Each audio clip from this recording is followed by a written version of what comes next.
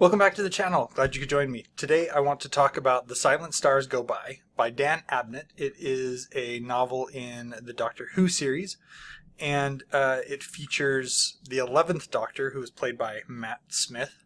Sorry about that.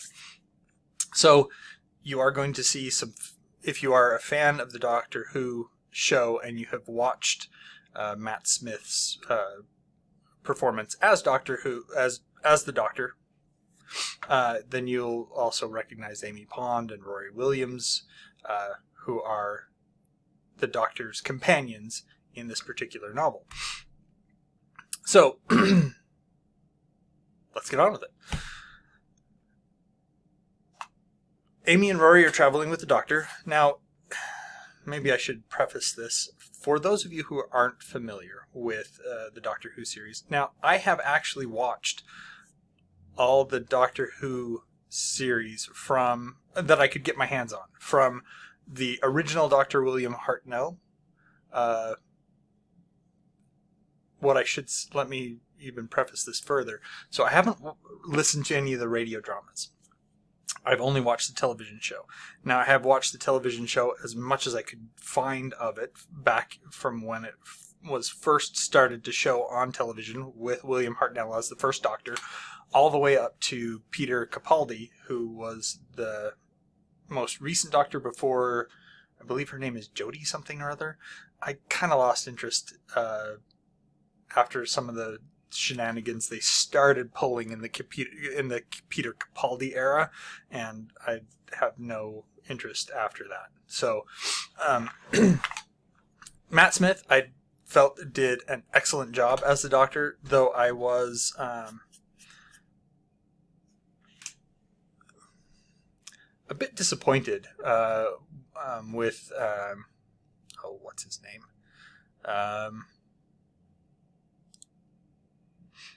Not that he was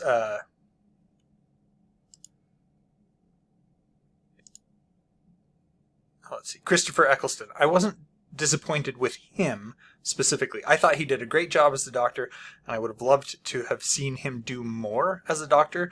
He was only in one season. So there was a hiatus between Sylvester McCoy and Paul McGann. So Sylvester McCoy was the Doctor. They tried to start the series with Paul McGann, but that didn't work out very well, and there was a very long hiatus between then and the reboot of the series, which started with Christopher Eccleston. I thought he did an excellent job, but he was only in one series, and then he was replaced by David Tennant, who was excellent. David Tennant was amazing. He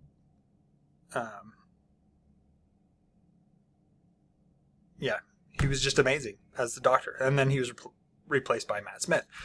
Now, if you don't understand what's going on here, the Doctor is a time-traveling alien. And his particular species, they're called the Time Lords. They have the ability instead of dying, they regenerate, and they become a completely different person. So Matt Smith was the Doctor in this story, or the Doctor in the story was the Matt Smith version, the 11th Doctor. And I've gone way into depth into this, and you probably now know more about Doctor Who than you wanted to. Anyway, so Amy and Rory, they're both humans living on Earth. They meet the Doctor. They start traveling with him. He takes them to different planets, different times, and they end up on a planet called, let's see,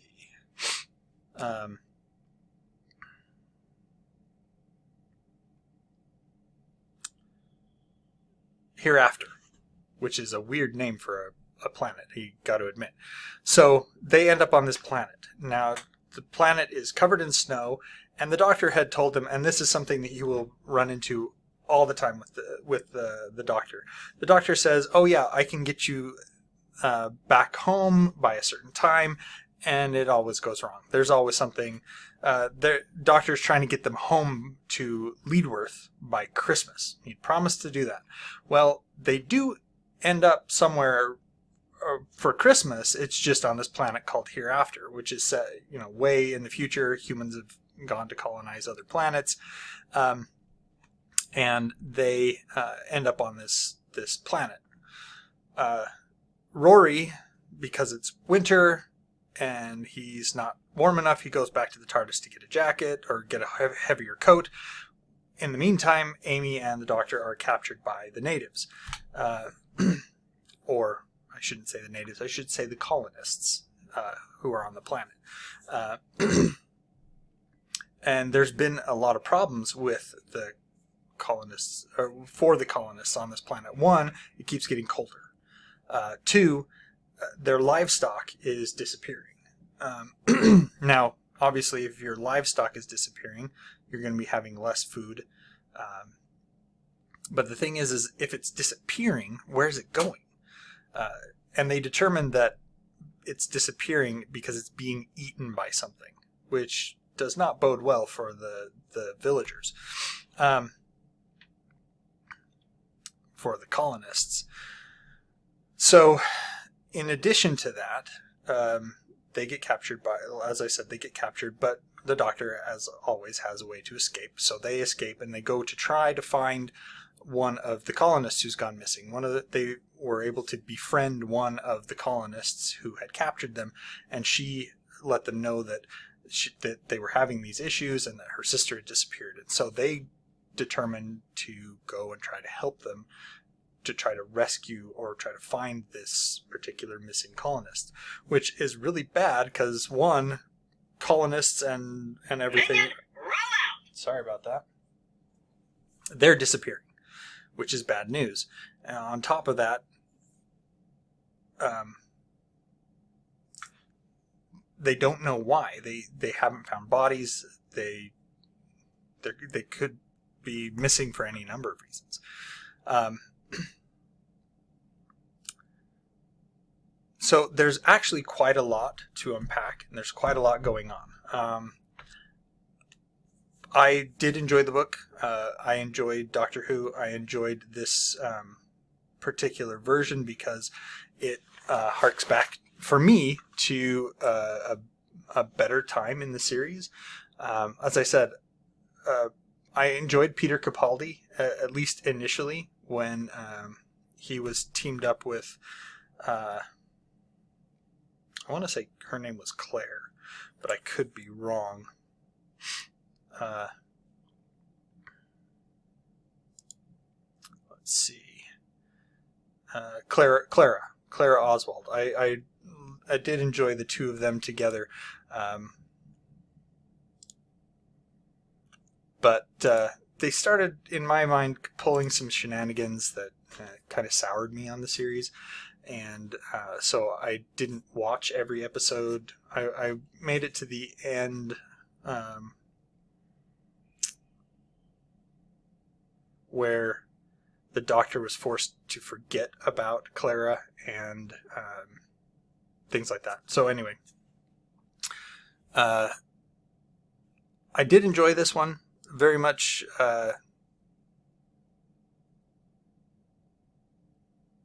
As I said, it harkened back to a better time in the series.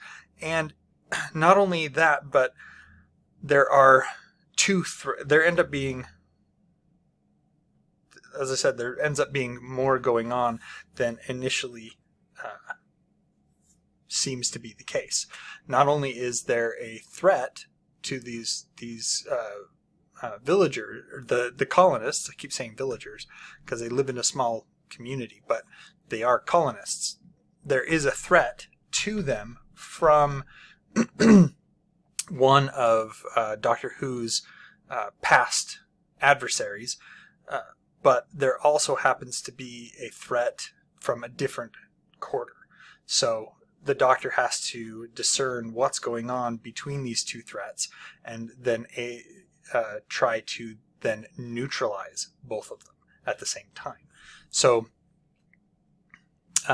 if you're interested in Doctor Who, if you're interested in some of the there actually are a lot of these type of novels. I actually have another one called Blood Cell that features Peter Capaldi, or the 12th Doctor.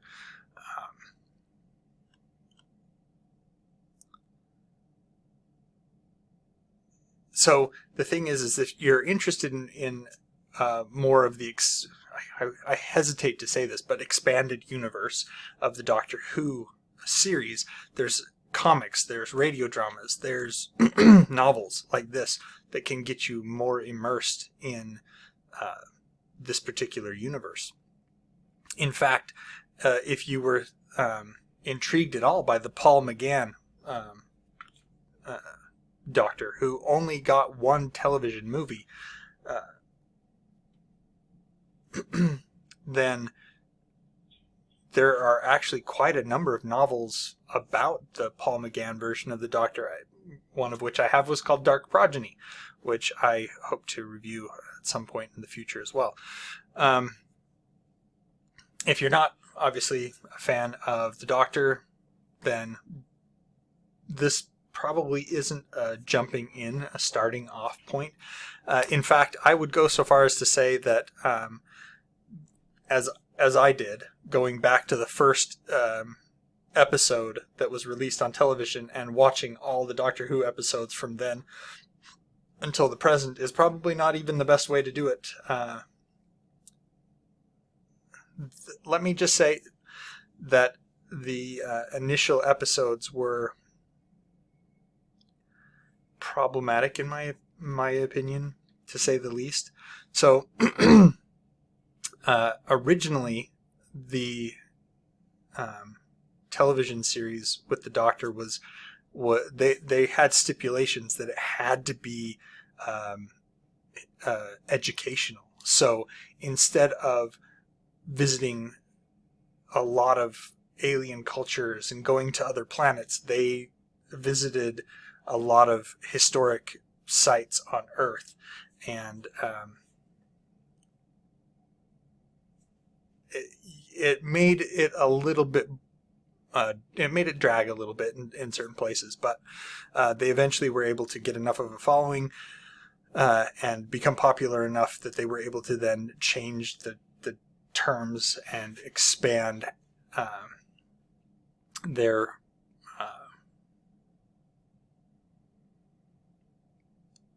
repertoire, as it were, bringing in aliens and others and traveling to other planets and things like that. So anyway,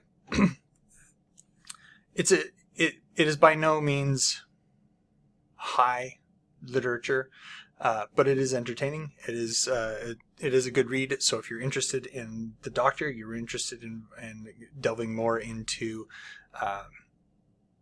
the Doctor Who expanded universe, yeah, you might want to check out The Silent Stars Go By Dan Abnett. So if you have any questions, or if you've read this, please comment down below. As always, like, subscribe, put the bell on so you get notifications. Let me know if there's a book that you would like me to talk about. If I have read it, I will talk about it. If it's something that piques my interest, I will definitely put it on my to read list. Thing is that especially with reading and everything else, I find that, and I have mentioned this before, I don't have a lot of sci-fi novels on my bookshelf, and so this is one of the few that I have. One of the few that I have. My main genre that I like the most is fantasy.